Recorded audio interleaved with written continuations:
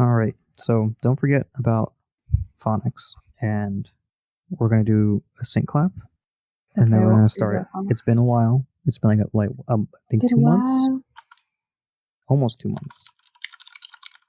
Yeah. Wow, that's way too loud. That's a lot of quick talking. Alright, noted. I won't do that again. Okay.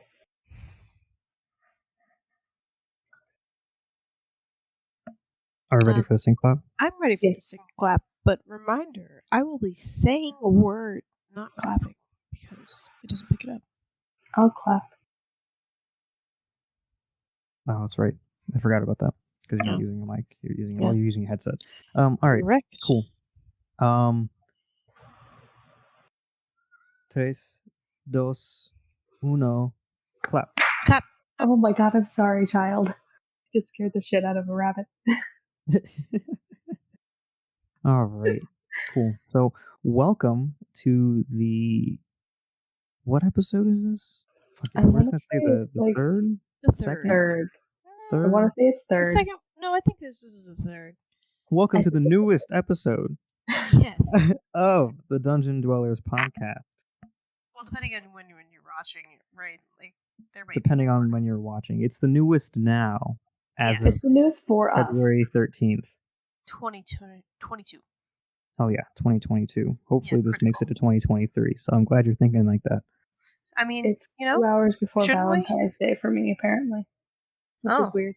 The only reason I know Monday is Valentine's Day is because a first grader told me. Well, congratulations. Dude, I feel like Valentine's Day really snuck up this year. Like we were just sitting here and then all of a sudden, bam, Valentine's Day. I have no reason to care about Valentine's Day. So. I mean, well, you love your rabbits, don't you? Candy. I do love my rabbits. I guess I can give my rabbits a Valentine's Day gift. That would be really cute. Yeah, maybe they'll kiss you back. Oh, they always give me little kisses. Yeah?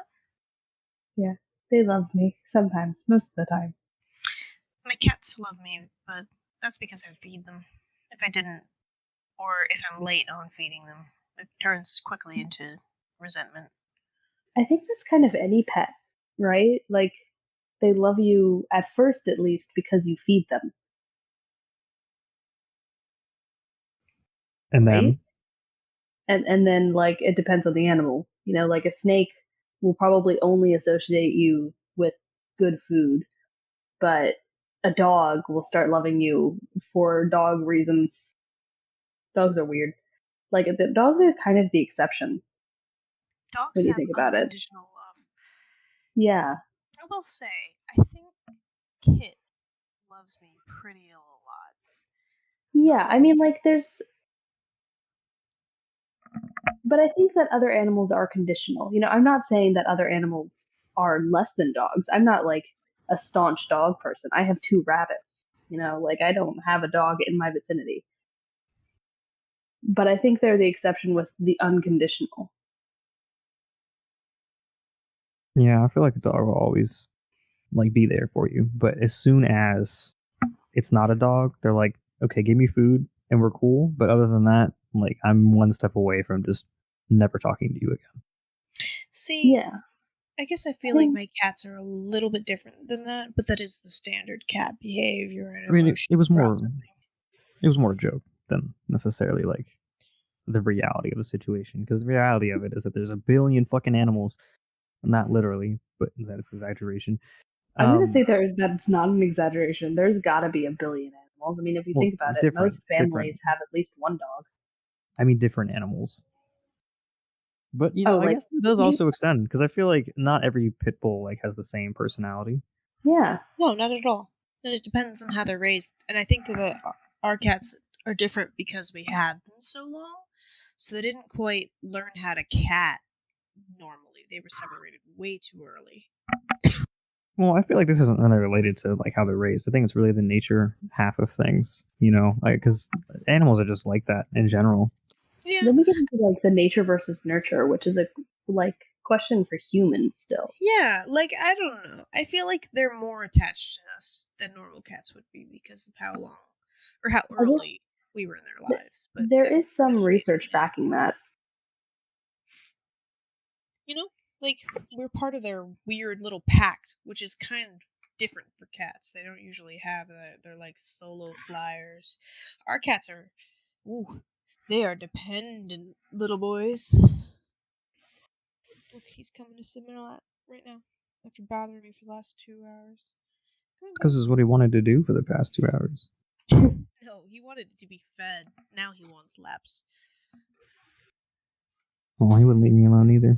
Oh, I guess. See, well, I don't know. Maybe that just adds to it. He never really wants to be alone. Go on the other hand, he's like, fuck off. I'm a cat. Do you guys want to know the biggest issue with releasing a domestic bunny, specifically in America, besides the obvious issues with it? Sure, because the only one I can think of is that, the obvious, they just Yeah, die. it's fucking yeah, awful. Like, obvious. Wait a second. You're gonna smoke crack. Yeah, they Call join the police gangs. on you. Yeah, Right. but like the obvious reasons is it's a fucking awful thing to do. They don't survive. They're not evolved to survive in the wild anymore. They'll get killed by the first wild animal, including bunnies. Wild disease, yeah. Yeah, like, oof. They're not made for the wild It's anymore. Like, why don't we release humans at the bottom of the ocean? Right. Just die. But for domesticated rabbits, they're actually not the same type of rabbit as the ones we have in America. Like the cottontails and jackrabbits, all those rabbits, they're solitary creatures. And I guess it makes sense. They don't look they're like not domestic bunnies. Yeah, our rabbits, like my rabbit, like the bunny I'm looking at right now, they're from European rabbits, which are more social creatures, and they're the rabbits that like have the burrows and the dens and like the communities and stuff, instead of like cottontails that will just kind of dig a shallow hole to store their babies and then leave them for most of the day and then set them free, and that's it. And they're actually kind of territorial. So it's really just interesting because if you release them here, you're releasing kind of an invasive species.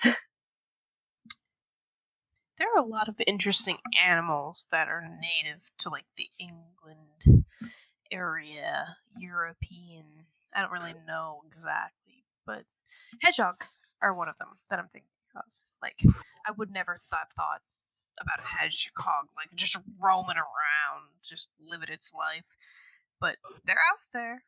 They were a wild animal, and I didn't realize that. I was like, oh, hedgehogs. Yeah, I think guinea pigs are also one of them. Yeah, and like hamsters. Can you think of like being at the park Gerbils? And you just see like a hamster or gerbil rolling around?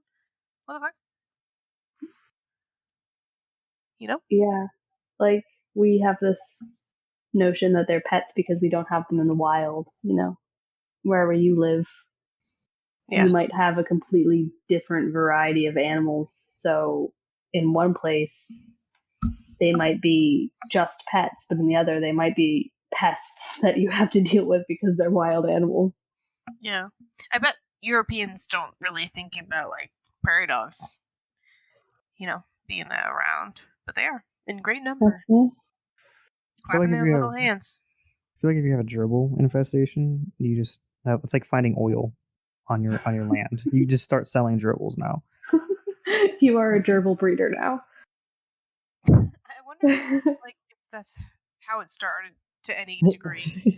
Somebody was just like, infestation, more like profit. Investment. I've got all these gerbils and I'm pretty poor. That's something humans would do. I see that happening. Definitely. But anyway, phonics. Oh, phonics. Do you guys want to know about phonics? Because I have lots of knowledge. What does phonics mean? All about phonics. Tell me. So before you can deal with phonics, you have to have something called phonological awareness, which is really hard for adults and people who understand the alphabet to understand, because this happens before you know what a letter is.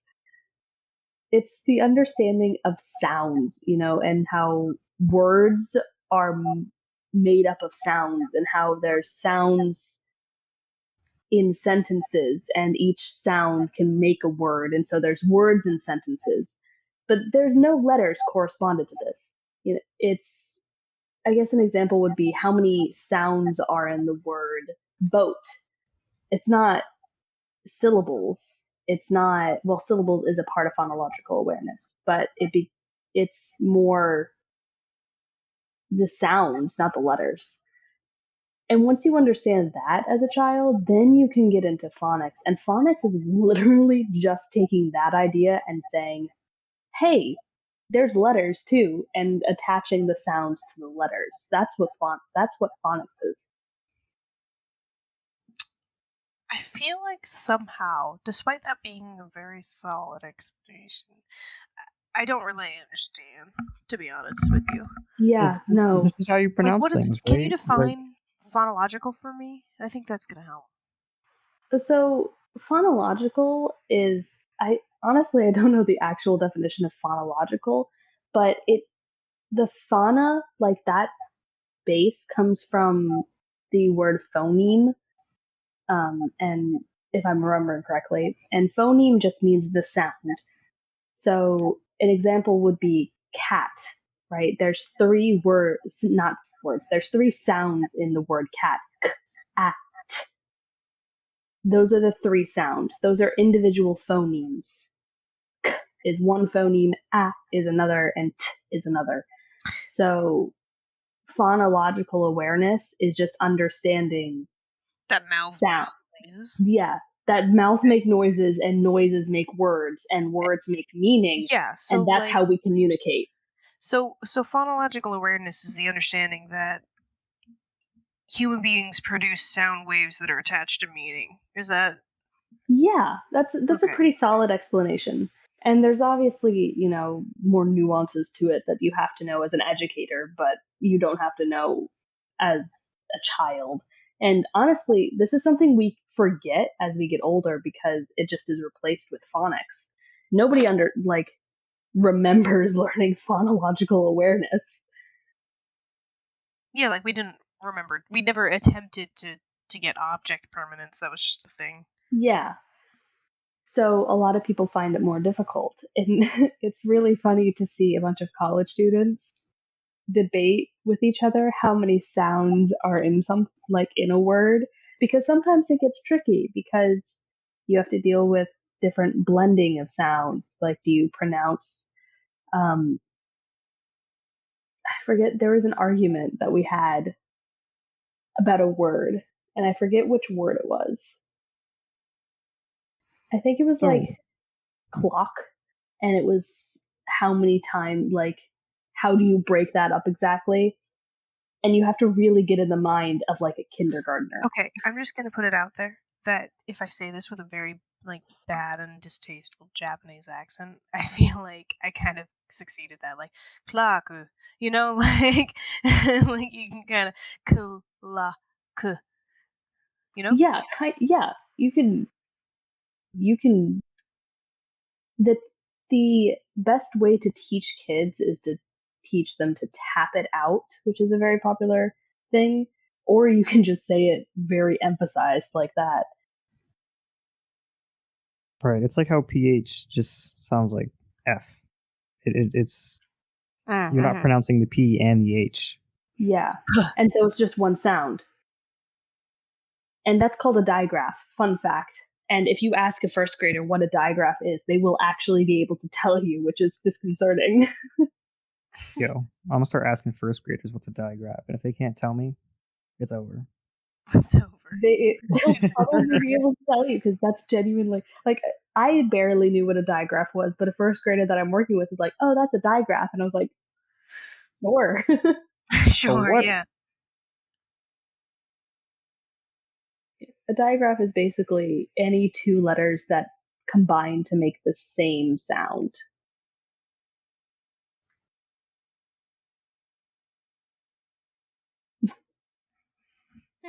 Well, yes. Interesting.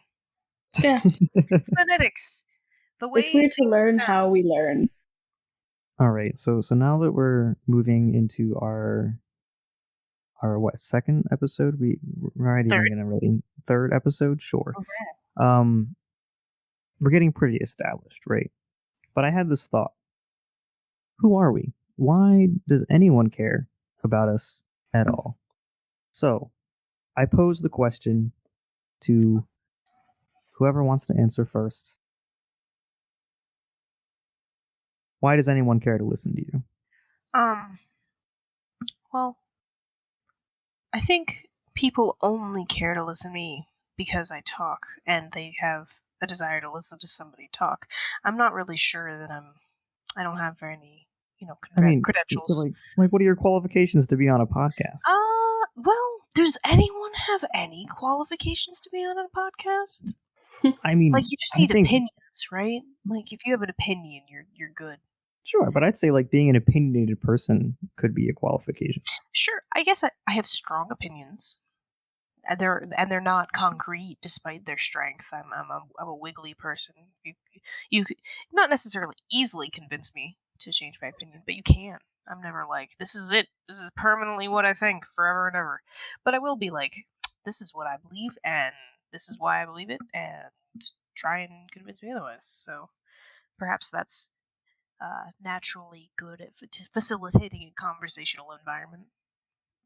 You're the embodiment of that meme with the guy sitting at the table that says, blank, convince me otherwise. Yeah. I have no qualifications for a podcast. Change my mind. I talk a lot too, so maybe that's good. Okay, you've got the gift of gab. I mean, that's a great qualifier. There you go. Also, I don't know if anybody knows who I am, so I'm just gonna go out on the limb there and say that my name's Lindsay. It's nice to meet you. I'm a big nerd, and I play a lot of Dungeons and Dragons, and video games just generally. I also watch anime, so really, the 21st century nerd like check. I don't. Is it 21st century still? Yeah, okay. It's just been that my whole life, and I know that that's how centuries work, but it is one of those things that I'm like, all right, these last 3 years have felt like 100, so let's just check in on that. Let's just make sure. It felt like a week. Yeah. I don't know if I have qualifications. I mean, we started this idea because when we all get together, we say some weird things that get really funny, and we can take them in weird directions. But individually, I guess my contribution is just I have a bunch of weird knowledge. Like, I just taught you guys about phonological awareness, something you've never heard about. I just have a bunch of weird, strange, obscure facts that only small groups of people know. And I'm just a history nerd, so like I'll just pick up random threads in history and be like, "Hey, did you know that nail polish has been around since like 5000 BCE?" I think I also want to just real quick piggyback on the fact that she has a definite point. As a group, we can talk for hours about anything. Like, I just learned that the Texas blind snake looks like a little earthworm, but it has a little screamy mouth. It's very cute. Yes, I love that thing. Look it up and on Wikipedia and talk about the Texas blind snake for a full hour. And I don't know if that's strength, but it feels like it's strength for podcasts. Like, we could just make substance out of anything. Is that a challenge? Brandon once looked up the Wikipedia page for Stalin and read it from beginning to end in one car ride, and that became the entire car ride. That's all we talked about was Russian history and Stalin. Yeah, that was a weird time. That's a really obscure memory that I feel like is way deep, and I don't ever think about. But that really did happen and consume like 4 to 5 hours of our lives. Yeah. So I guess we really can just, I guess as a group we do have the gift of gab, because we really can just pick any topic and delve real deep into it. Yeah, and just say obscure things. Level. We're like, peanut butter cookies, where did they start? And then we go down a rabbit hole of like, well, where did peanut butter come from? Who was the first person to put it in a cookie? Like, that is something that would happen. I'm actually really invested in that. I almost also want to am derail this suddenly. all. Well, before we really fall down that rabbit hole of talking about anything that we've mentioned, I think it's your turn there, Brandon. Like, what's your qualification? I think in a weird twist of events, I feel like I am the least qualified. I don't like talking. I'm kind of a quiet person. I can get riled up in a conversation, that's for sure. But I usually take a step back. Typically, especially when others are like seriously into the conversation. But what is my qualification? I own a mic. Uh, I've tried and failed multiple times to become a YouTuber slash streamer. Um, and there we go. So I started a podcast. I think of anybody, you have the actual legitimate qualifications. Which is weird. Why do I have the qualifications? I don't know. I mean, I think You I'm an stayed interesting person, and I think I do interesting things. But when you really ask me, like, what did I do? Like, I don't know. Yeah, I'm not gonna lie. I think possessing a mic is it's like a system required, less of a qualification. You know, like if that I was have Windows. yeah, like I don't know. I don't know. I feel like you're selling yourself short, but I can't really put my finger on what I would say. Oh, for sure. I'm selling myself short. I asked you guys this question, and then I really asked myself this question, and I don't know. I don't know what makes me qualified. I'm not really a huge people person. People gravitate toward me, but I don't gravitate toward people. You know, If that I'm makes gonna sense. throw it out there. I feel that. I think you're a people manager. Like I think you're good at managing a group. You ask questions, you keep things on track. So maybe that's at least something. You're like, Right. I'm yeah, logistics guy. That's my you're the qualification. wrangler, the podcast wrangler. I know 4 people that would be great in a podcast. You put them all together, and you inspire us. And to do it, you keep it fairly consistent. I mean, well, I shouldn't say consistent, Oh, yeah, consistent is probably the but last thing you I do can it again. I don't know, like you do it repetitively enough to keep it going. I don't know. That's not consistent specifically, Yeah, but here we are, it's 2 months recurring. later in There we our go, 3rd recurring. episode. Yeah. I mean, you could always ask what are the qualifications for doing anything in life, and that just gets real hard to pin down. What are my qualifications for acting? What are Lindsay's qualifications for being a DM? What are your Yeah. qualifications for skating? You know, like there's any sort of question. What was Picasso's qualification for painting? Now we can say like they all have these qualifications because they're legends. You know, they have Like this Da Vinci was technique born a and genius, but what does that mean? But in the moment, you can't really pin down what a qualification is. I think the biggest qualification for any entertainer or artist is just the desire to do it, the tenacity, because it's hard to entertain people, to talk constantly, to say something worth listening to. So the fact that you're willing to do it, I mean, But yeah, some people are interested in what we have to say. Yeah, absolutely. And we want to entertain. That's obvious because we're here. We could have refused to be on this podcast at all. Well, and I'm a DM. It's in the role. So I think that's probably the most correct qualification that we've talked about at all, is that we all have a desire to, whether to entertain or to be entertaining or to be entertained. Because I think some of us, and whoever listens to these, you'll eventually meet all the dwellers. It's a fairly substantial group, like not like more than 10 people, but you know, it's growing too. Yeah, it is. And we all have that desire. Like, some people just come because they want to be entertained by the conversation. Some people come because they want to be like, hi, audience. I do that a lot, actually, when we're streaming. I'm like, I don't know if anybody's in the audience right now, but if you see me being stupid, like, put some lols in the chat. So I guess that I would fall in that category.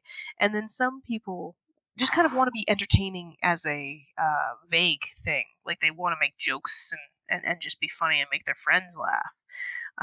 Which I think is slightly different from an entertainer, which is a little bit larger. So I think we all have that in common, whether it's whatever like perspective you come from we're all really interested in that. And we all watch a lot of stuff. You know, we watch really long YouTube videos and Twitch streams, and we're all kind of into that. So we like listening to people talk. That might be a qualification too. Yeah. And we Yeah. also like sharing random things. Oh yeah, we talk, like, I think I'm worst about this, and those listening to the podcast will probably be like, yeah, Lindsay never shuts the fuck up. But we like to talk. We like to talk a lot. We'll just keep doing it. Really, we've talked for hours and hours about like popsicle origins, like Yeah. complete nonsense. But it's I fun. guess that was like a really big motivator for this podcast. Was at least for me, it was sort of like archiving our ridiculous conversations, because I feel like I find myself wanting to tell people about, like, hey, what do you do over your weekend, or what do you do in your free time? And I'm like, I don't know, I had this ridiculous ass conversation about popsicle sticks over the weekend, but like I can't explain that to you in a way that like was like as funny as I thought it was. So I feel like this was a way to be like, well, you can just experience it. Like, I recorded a podcast, you can listen to what I did over the weekend. And that's fucking cool. Yeah, I like that too, and I think that is why. But just, you know, if anybody doesn't know, Brandon and I are dating, and knowing you fairly well. Yeah, we're also You best like me? friends. I do like. I don't know why you like me, but you know. But yeah, we've been friends for almost 15 years and Jesus. dating for almost 5. Yeah, can you believe that? So we're really close, and I have kind of witnessed the evolution of this, and I think that I saw a spark in your eyes when you were like, man, we talk about cool stuff. And then that spark kind of became like a bonfire over time, and it seems like a source of some of your passions, and I think that that's really awesome. Yeah, that's why you're the manager, though. You're like, corral this. You have the vision. We Yeah, are just he, like, assholes that like to talk about random shit. you know, somebody once saw a need for shoes, right? And he probably wasn't the only person who saw the need for shoes, but the cobbler, the first cobbler, was like, I'm gonna do something about this, though. And you're the doer among us, I think. Like, I'm the ideas guy in another way. Like, I'm like, potential. And you're like, why don't we do something about it, though? And you're very motivated like that, and I think that's cool. I agree with if only that. I could be consistent. If only. Hey, that takes practice, right? Like, Yeah, I guess so. I mean, I will say, sorry. we're getting more consistent as a group, I'd like to say. Yeah, we are doing this more than once, so that's better than usual for us. Sad but true. I do want to bring up, I think I might have discovered what I would like to talk about, because I just happened to see a meme about the history of marathons. Wait, like running marathons? Yeah, and I don't know how true this is, so maybe we should look into it. But apparently, a guy in ancient Greece died after running 26 miles, and now we run 26 miles and not die, as like a way of honoring that person and what they did. And that sounds whack. Like, this person died running 26 miles, so let's all do that. That sounds kind of an interesting leap. So I'm wondering more if we can learn more about that, I guess. I know. I guess so. It's like in the face of against all odds, because this man just tried it and died, and now it's like, yeah. Well, can I do better? Can I run 27 miles? And then here we are running 100-mile marathons in the middle of Death Valley. Yeah, some people are like, can we also swim and bike? I think that's a very popular take on marathons. I've heard that more than once. Interesting. I But wonder how true it is. What I do know about ancient Greece and their penchant for the dramatics. Oh, wow. And conversation. And I mean, this is where the Olympics came from, is their penchant for dramatics. The Olympics started as a festival for their gods. There were 3 different Olympics, actually, like, so to speak, but the biggest one was the one held in Olympia for Zeus. It's along the same vein of the Festival of Dionysus, and how that became the birthplace for theater. Is this festival in Olympia became the birthplace for Olympics. And when they first started running, as a competitive thing. They literally just ran back and forth between from one end of the Coliseum to the next. That was it. That was their marathon. That was their Just track and pacer field. test. They just ran from one end. It's Yeah, they ran from one end to the other and then back. In fact, that was one, and they just ran in one direction. So I'm that's sorry. Could you repeat that? Which part? Just the last part that you cut out a little bit. Oh, that was the only event, one of the only ones that women could compete in. They would be able to do this track and field, basically, but they would only run once. Instead of running there and back, they'd only run there. So they were like running 300 yards, and we're like, physic. Yeah. Humans are crazy. Like, if you look how even like with our modern Olympian events, because the Olympic events have changed so drastically from when they first started, but how they've like aggressively increased in severity is insane. If you look at some of the early 1900s like gold medalists, their routine, specifically with gymnasts, that's what I know, gymnastics, their routine is it's like a warm up for current. Maybe even not that. They do like one rotational like turn on a balancing on a beam and a flip, and it's like, yeah, you gold. Look at that. Yeah. Good guy, flexible. Oh yeah. And now it's like, if you're not corkscrewing through the atmosphere, you get nothing. Come back It next really year. is. It's the human desire to just do better than the guy before you. Well, it does concern me a little bit. Like, how far does that go? It's really destructive, Like, these people's bodies are. I'm no Olympian and obviously live fairly decent lives to the point that they're not like I don't know how to put this. They're not like paralyzed or anything, Right? But it's aggressive on the people, and they have to train for a long time, very severely, and the injuries they risk could genuinely impair them for life. And I don't know, like, how far do we take that? How far do we push ourselves before we're like, this is becoming too violent? Like the way that ballerinas like ridiculously rip up their feet. How far do we are like, yes, this is for the art. Like, where does the line between the art pushes the being to where the being has to say this is going too far, if that makes sense?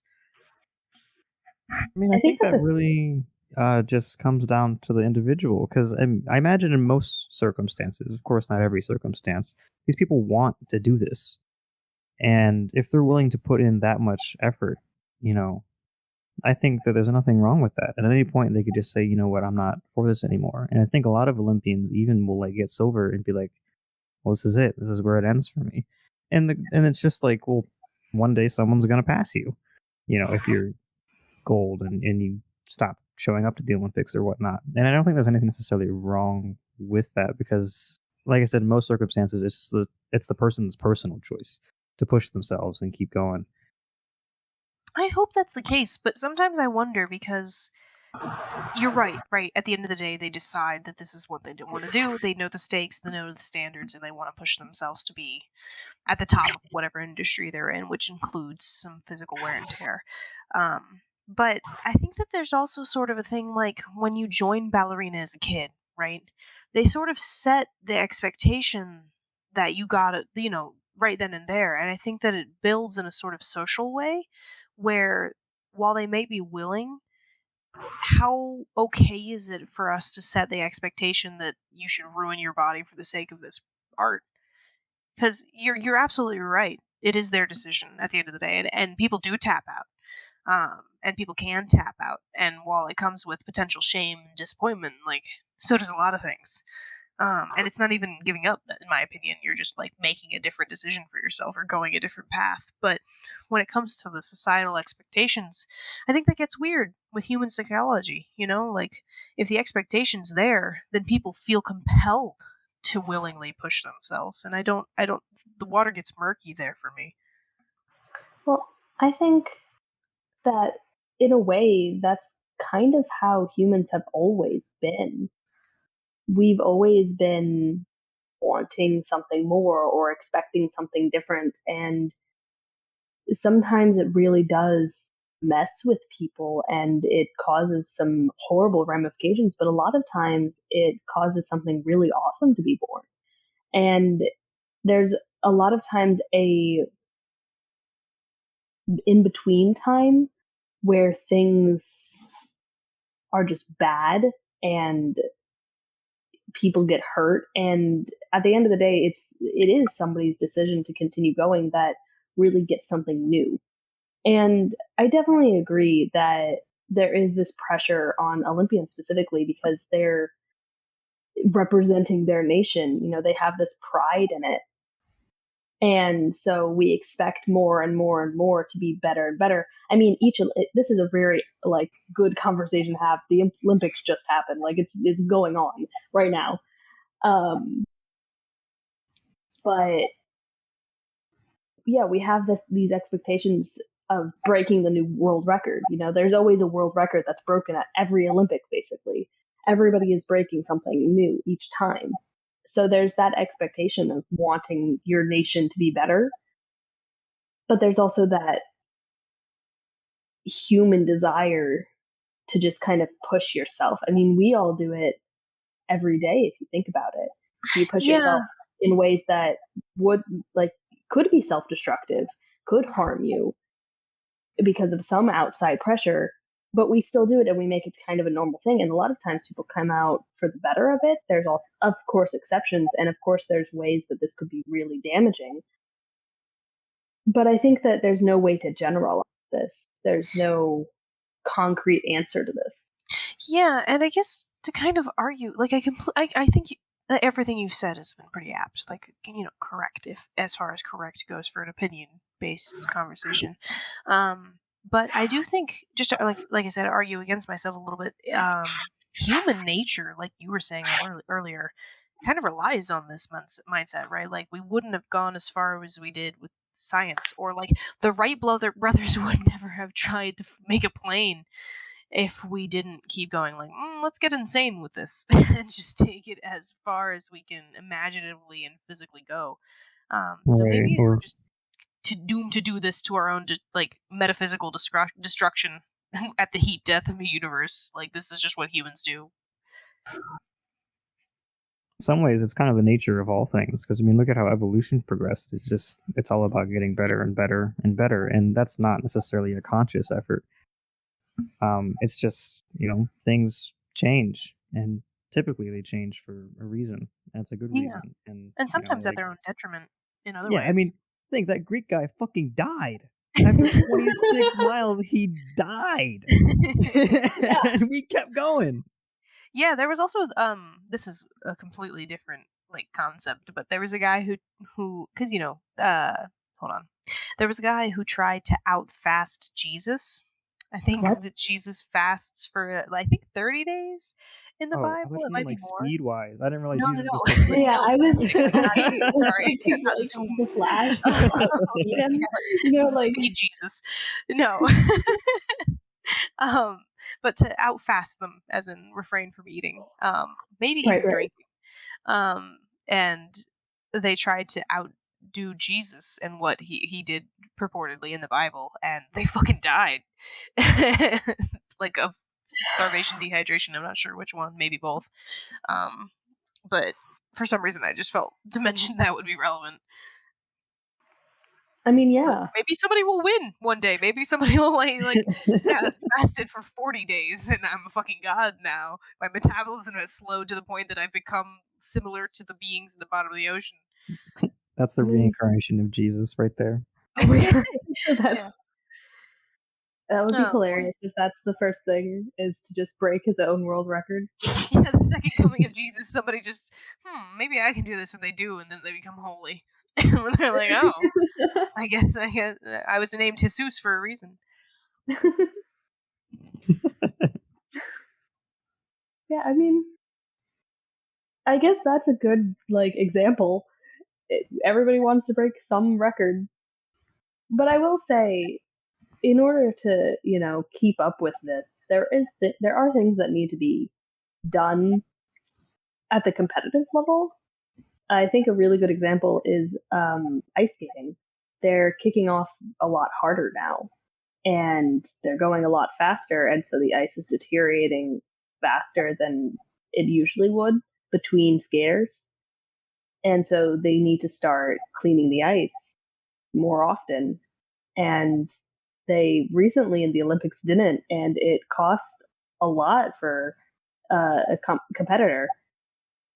And, there's always these things that as we desire to do more and more and more, as we've established humans want to do, in order to keep going, we need to adjust how we do things as people push themselves further and further. Yeah. And we're going to probably keep pushing. That's kind of what I was saying. Like, look at what we're doing, like, space. People trying to colonize Mars and stuff. Like, that's both physical, technological, like, monetarily. That's pushing us in every capacity. It's dangerous on every level, every degree. Groundbreaking, dangerous, maybe ill-advised, right? Like, we're like, fuck fixing this planet. Too many rich people control too much shit to make a difference. Let's just go to Mars, where the rich people are trying to get there anyway. I don't know. Never mind. I'm causing another discourse for myself, but it's weird, right? Like, we want to say fuck the planet because 1% of the fucking rich people in the world are fucking it up, but those are the rich people that are trying to leave. So I don't know. It's just weird a little bit. Have you guys heard of Biosphere 2? What is that? I'm sorry, what did you say? Myosphere? Biosphere 2. No, is that Mars? We're Biosphere 1, they're Biosphere 2. This was something that happened on Earth and... Oh, this is a thing. I thought this was sci-fi. Go for it. No, this is a thing that happened. Okay, so Biosphere 1, for reference, is Earth. I was... Okay, there we go. I was right enough about that. Yeah, and a group of scientists got together and they wanted to start planning for Mars, basically. And so they said, can we create a completely self-contained ecosystem that can sustain human life? And that's a very important first step. Good job, scientists. Like, we need to be able to do that before we can try and do that in a vacuum. And basically, they created an ocean environment, an agriculture environment, a human environment, like where humans could live, and a rainforest and a savanna, I think, and a desert. Okay. And just this is something that is enclosed, a structure that still stands. It's basically a giant greenhouse, but without the greenhouse kind of effect, in Arizona, in the Arizona desert. And it's still standing, and it's currently the property of the University of Arizona, and it's used for climate change research now. They put this in Arizona? Why? They did, yeah, they put it in Arizona. I feel like that's like, let's just pick the harshest North American conditions that we can find. We literally joke, from King of the Hill, thank you, that people living in Arizona is a monument to man's ignorance, and we're like, let's try and fucking be bioscientists there. I guess that makes sense. It seems like the most reasonable place to try and do, like, I guess that made sense to me. We're trying to terraform Arizona. So actually, being in Arizona presented a lot of challenges. They had to create a lung, so to speak, for this enclosed, because it was completely enclosed. There was plating underneath. Nothing could come in or out once it's sealed. And because of how much the temperature fluctuated and so the pressure changed, if they didn't have create this lung that would transfer the pressure, basically, then it would either implode or explode as the environment heated up and cooled down. Jesus. So it's just Mars. Arizona's just Mars with oxygen. Noted. Yeah. I mean, yeah. Yeah, it's like red, dusty. Too hot and too cold. But they put, I think it was 8 scientists in this biosphere for 2 years and 20 minutes, I think it was. I know it was 20 minutes. It was a few years and 20 minutes exactly. And they realized we have no fucking clue how Earth does it. We couldn't do we really do. not They have almost a clue, died. or is it just hard to replicate? I kind of contend. Both. Yeah, I kind of contend that we do know how it works. We Well, intimately that's the know how it thing. works, but we just can't do it because we're like, that's crazy. I get what you're saying, because we're like, we know how this works, but how does this work? Because we can't make this work. And according to science, if it's not replicatable, it's not real. So I think I get what you're saying, but it's also kind of a funny thing because I do, I think we kind of know how it works. We're just Well, confused. you also have to think this was something that was done in the Oh, you cut off in the what? No. 80s. Oh, yeah. Well, Yeah. And the reasons that this failed was because we put too many microorganisms. They put too many microorganisms in the soil. The concrete was soaking up CO2 and creating a sink for CO2, and the oxygen levels got down to I think 14%, which is the minimum requirement for human life. And they had to pump oxygen in because they were worried that these scientists were going to die because they started having sleep apnea and everything. And then all their agriculture died, and they pretty much turned yellow or orange because all they ate were sweet potatoes. oh my goodness. Like that guy They who's had like a Smurf because he eats silver or some shit. I didn't. I mean, you What? think he turned silver. Silver is blue now. Silver's like bluey, It's Yeah, a lot more silvery. I don't hear his name because I just feel like referencing him for anybody who wants to Wikipedia, but continue. Interesting. But yeah, it was also an interesting experiment of, I forget what it's called, but basically humans that are completely cut off from the world and have nothing to do but survive and deal with other humans. There's something that goes wrong in human psychology, and they start getting angry at everything. They start forming factions. It's basically Lord of the Flies, truly. That's what starts happening. Yeah. Lord of the Flies is very cool, actually, because it's kind of how humans evolve in all stressful situations when left to devolve, which is both hopeful and I don't know what, it's not hopeless, but it inspires hopelessness. I don't really know what word I'm looking for there, but it's concerning and hopeful in the same stroke. That's a really cool book. But just real quick, the gentleman who I was talking about, he takes silver for a skin condition apparently, and he turned blue, like a bluish silvery. It looks like a metallic like blue. His name was Paul Carrison, and apparently he died. Unfortunately, I don't know if it was a result of this situation, but he suffered a heart attack and then contracted pneumonia and had a stroke at the age of 62. That sounds like a really shitty way to go, so I'm sorry about that, Mr. Carrison.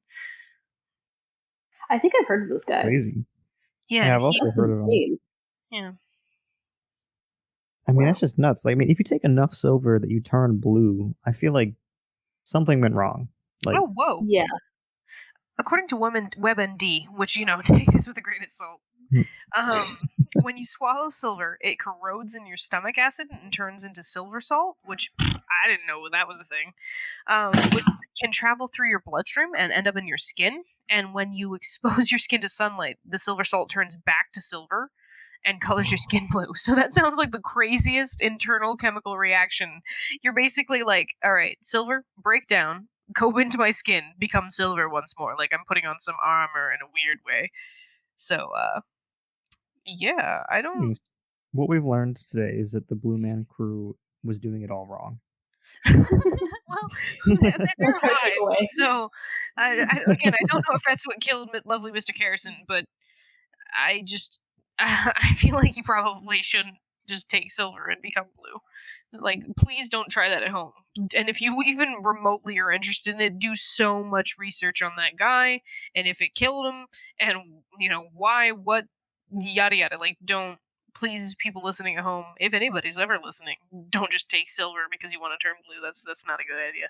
I mean, what would even be like the benefit, the societal benefit of having blue skin besides like people being like, oh wow, that's cool. Like, is that You get it? likes on Instagram. That's I enough. don't know. That's I feel enough, like that's enough these days. Brandon. Just You saying, oh basically wow, have. that's cool. Oh, Sorry. I mean, you could also get like, you would really be considered for any live action Smurf movie. God, High consideration. awful. Could be in James Cameron's Avatar. I mean, there's not a lot of films that have blue people in them, but you know, There could be more. Exactly, the option's there for you. I mean, Unfortunately, it would actually, remove any role of you being a regular human because they'd have to paint you like a human now, which just makes all that more complicated. I could name 5 movies, I think, that include blue people, so I don't know if that statement is accurate. I think there's a Yeah, you lot could more play an movies alien. and shows. Or excuse me, I don't know. Is that racist now? Because there might, should I say Alien? I feel like we're about 10 years away from Alien being kind of a faux pas. We'll have to say like extraterrestrials or Outlanders or so. We'll rebrand. Like the moment we discover aliens, we're gonna be like, well, that has some negative connotations in our like media. We can't just call you an alien. Like that means a lot of broad and disrespectful tropes. Like we gotta I call you think, something else now. Not I like think we're Doctor Who intentionally mentioned being that. like that. You know, I think if aliens want to come and make it a problem, come make I it a mean, problem. I don't know. But otherwise, Kind of that's kind of ignorant, isn't it? I don't. Like, But we're not you've trying been to horribly be ignorant. disrespectful. If you want to make that a problem, like that's your ish. Well, I mean, if they're not going to say anything about it, then it's not a problem. No, I'm talking about if we ever make contact, like immediately, if we ever make contact with foreign like space people, we're gonna have to immediately be like, listen, I mean, it's not like they we've know conceived of English. aliens for a long time. Well, listen, I'm saying established contact, right? For like all that means in the most of its complexities. We'll have to be like, hey, so we've conceived of aliens a number of times. And I think they're gonna be like, oh yeah, that's normal. Hopefully, right? And then we're gonna have to be like, please no disrespect. And then people, we're gonna have to work on that a little bit. But maybe that's just I just feel like that's might how it goes. Humans tend to be empathetic and sensitive while also being insensitive and rude. I'm And I not think gonna that's lie. gonna be a weird It would balance. be so frustrating if aliens came here and then all of a sudden start getting mad at us for being racist. Like, we don't even know you. Like you can explain the situation to us and then we can change. But like, bro, we don't even know you. You don't even know English. Why are you mad right now? I'm just saying, like, I can't, aliens might have a whole different way of thinking. Like, they might, as frustrating as it Yeah, might and if be, or they're gonna even think one it to like say that, that. I'm gonna tell them to go fuck off. If they're gonna show up, No, not even give us a chance to explain ourselves, and then be like, "Y'all are being racist," I'd be like, "Bro, I specifically discussed a scenario where we immediately explain ourselves and they accept that. So I guess I wasn't conceiving of that. so we stop calling them aliens." And I mean, like in the previous media, I don't think there's any reason to abolish that. I mean, like it No, was I'm not saying we before we knew retcon it. aliens. I'm not saying we retcon it. So I'm what's just the saying issue here? You know, like why would they be upset with us? I'm saying that after establishing contacts, we're probably not going to call them aliens because of the connotation. That's what I'm getting at. So there'll be another term for it that's more respectful, with All right, a lack of ignorance being replaced with knowledge. well, Well, regardless, I think it's fine. You can say alien on this podcast. All right. If there's any, I'm going to say foreign intelligence out there that is interested in listening and feels disrespect, maybe you shouldn't. Firstly, based on what Brandon has said. Secondly, I'm sorry that I've insulted you on accident. I mean, there's also alien isn't inherently meaning extraterrestrial life. It just means something different from what you know. In a different sense. And also, I feel like when we start making contact, we won't call them aliens simply because they'll have another name for themselves. It's also alien. No, but that's really true, right? Like we're Earthlings. Is that what we would call ourselves? Earthers, Earthlings. I think. I think that in most sci-fi media, we're Terran. Terran? Oh yeah, you're right, because we're part of the terrestrial landscape, which is kind of weird. Like, I don't know the dictionary definition of terrestrial, but doesn't that mean just located on the soil? But yeah, Terran. Or Earthling. So they'll probably call themselves like Z-bops or something, you know, like some local word. You know, that's racist. Just like Chicagoite or something. An inhabitant of the earth is terrestrial as a noun. That's it? That's all the terrestrial Or means? as an adjective. As an adjective, it means of, on, or relating to the earth. Okay, see, I thought of that as earth, like soil, and it's the earth as in our planet. Yes. So oh wait, I think I've actually heard this before. Is our planet also called Terra in some things? That would be dumb, but I'm sure there is. I think in some, once again, sci-fi media, it is Terra. Yeah. And also, I think that's what people name a planet that they want to sound similar to Earth, but they don't want to use the word Earth, so they say Terra. Terra. Well, just for reference, the plane of existence for most things that the players are on in standard Dungeons and Dragons 5e is the material plane, and I thought that was a weird. No offense to Wizards of the Coast, like you guys are fucking geniuses, and God bless Gary Gygax. But so like I'm not trying to change your shit or say it's wrong. Like, please, for the love of God, I am so delighted that you exist. Do not mean any disrespect. Material plane is fine, but I personally thought that was just not as good of a descriptor as I was looking for. So I've rebranded it in my campaign as the terrestrial plane. So I guess I'm guilty of this exact phenomenon. Yeah. Yeah. See, I don't know. I like material plane more because it's nondescript, whereas terrestrial is referring specifically to Earth. Like, it is now the earthly plane, which, I don't know, material just means that it is material. Because, like, the immaterial but so is plane shit would in be the like Feywild. spiritual. Like, you touch a tree, it's a material object, and I guess But it's a different plane of existence. I mean, it cannot interact under, I guess, most circumstances with the material plane. So from the material plane's perspective, it's immaterial.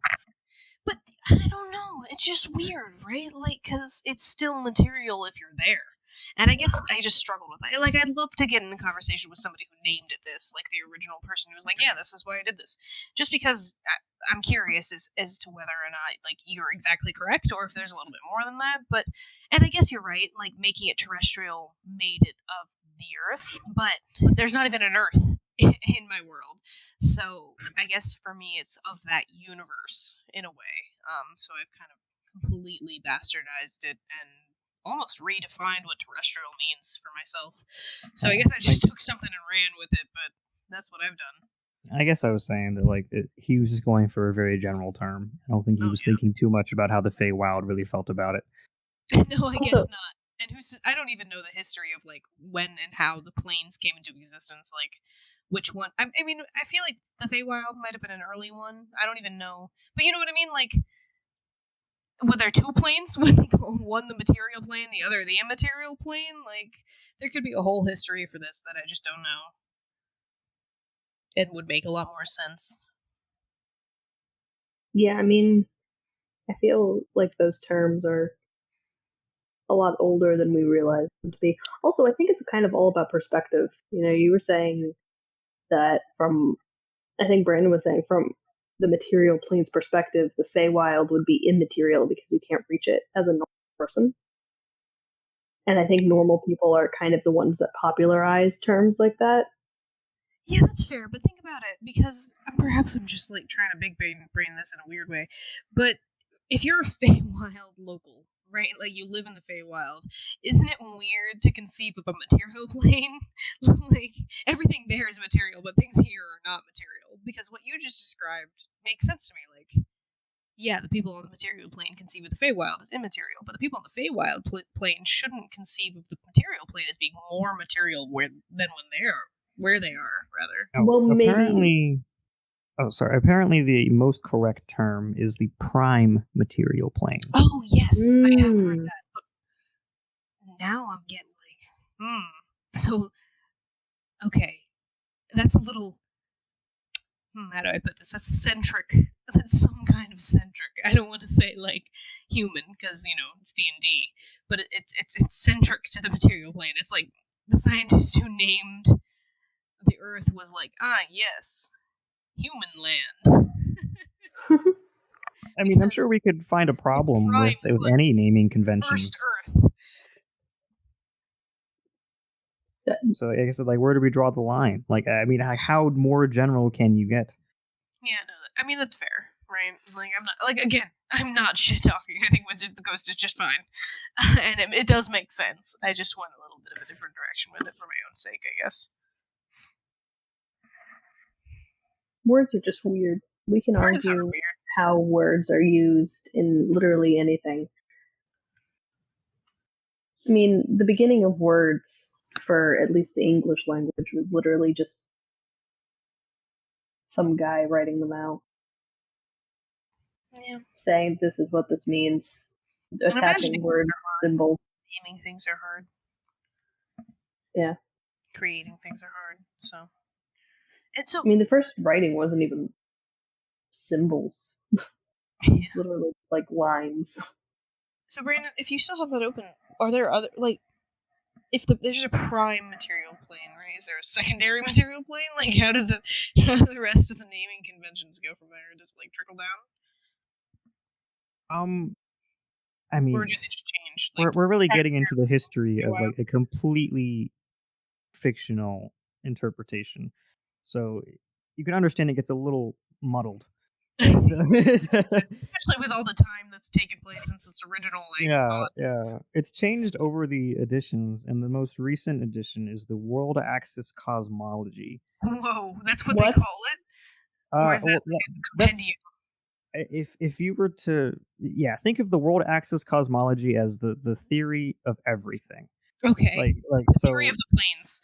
So, and at the edges of any universe is the astral sea and the elemental chaos, and supposedly they're infinite, but if somehow you were to cross them, you would end up in another campaign setting. Okay, in another universe.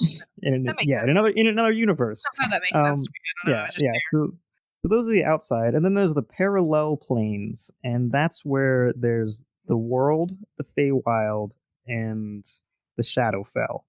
The world? Yeah, the world, which is like the normal, typical campaign setting. So what you would call the prime material plane in this instance? Yeah. Okay. That would be the world. And then there's the two parallel planes to that, which is the Feywild and the Shadowfell, which is like the underworld. So that's, I guess, the only general way, without offending anyone, is that they're all parallel.